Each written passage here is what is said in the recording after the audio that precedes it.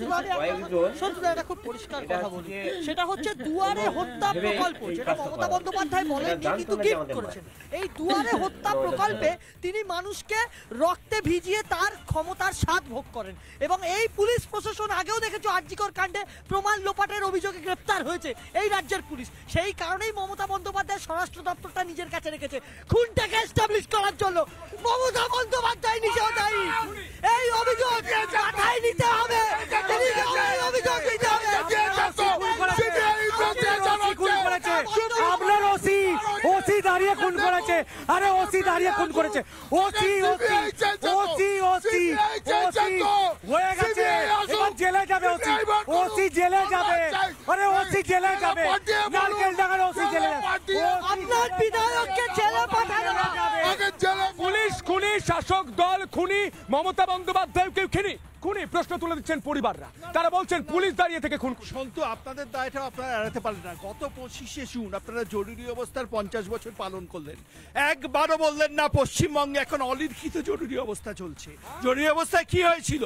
বিরোধীদের আক্রান্ত হয়েছিল, বিরোধী ভয়েসকে দাবিয়ে দেওয়া হয়েছিল। পশ্চিমবঙ্গে একই পরিবেশ, কাল যদি কেউ বিরোধী হিসেবে লড়াই করে তার যে এই অভিজিতের মতো পরিণতি হবে না, তার মানে মানেটা কি? অলিখিত জরুরি অবস্থা এখানে খুন স্বরাষ্ট্র দপ্তরকে কেন্দ্রের স্বরাষ্ট্র দপ্তরকে বলছে একটা রাজ্যের ওসি, আপনার নেতা তৃণমূল নেতা পরেশ পাল আপনার ওসি যাবে। এক মিনিট, জরুরি অবস্থা কিনা প্রমাণ করে দিই একের পর একটা এক্সাম্পল দিই। রাজ্যে চাকরি চুরি হয়, সাধারণ মানুষকে রাস্তায় বসতে হয়। রাজ্যে একটা ভোটের কারণে 200 থেকে 250 মানুষ মারা যায়। রাজ্যে গণধর্ষণ হয়, রাজ্যে ধর্ষণ করে খুন করা হয় হাসপাতালের ভেতরে। এই ঘটনাগুলো যদি রাজ্যকে এগিয়ে নিয়ে যাওয়ার বার্তা হয়, রাজ্য যদি এগিয়ে বাংলা হয়, তাহলে বলতে হয় জেগে ঘুমাচ্ছেন মমতা বন্দ্যোপাধ্যায়। আমি রিতেশ দার কাছে যাব। রিতেশ দা, বারবার 34 বছর 32 বছর 40 বছরের গল্প আমরা শুনি, আমরা বাম আমল শুনি, মোঘল আমল শুনি। আমি জানতে চাই এ বাংলা এখন কি পরিস্থিতি? মমতা বন্দ্যোপাধ্যায়ের পুলিশ দাঁড় করিয়ে খুন করছে, পরিষ্কার বলছেন পদ্মা মণ্ডল, প্রদীপ মণ্ডলের স্ত্রী, এখানে অভিজিৎ সরকারের দাদা বিশ্বজিৎ সরকার বলছেন পুলিশ সব জানতো, খুন করছে পুলিশ দাঁড় করিয়ে। এই রাজ্যটা কোন দিকে যায়? দেখো, 34 বছরে আমরা জয়লাভ করার পরে আবির নিয়ে খেলতাম।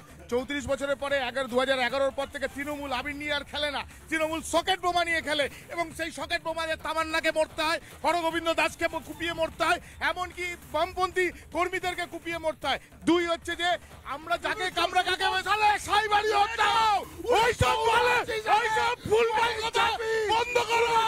অনেক হয়েছে আনন্দমার্গী কি নাটক করবে, সাইবাড়ি হয়েছে বলে একটা খুনের ঠিকাদারি বছরে 13 বছরের নাটক দেখবে মানুষ, বাংলার মানুষ কয়নের পিটার অপিট হাতে গরমে ছবি দেখায় একটা। নানা ধরনের কন্টেন্ট দেখার জন্য লাইক করুন, শেয়ার করুন আমাদের ফেসবুক পেজ, সাবস্ক্রাইব করুন আমাদের ইউটিউব চ্যানেল। পাশাপাশি অন্যান্য ব্রেকিং নিউজের জন্য অবশ্যই চোখ রাখুন রিপাবলিক বাংলায়।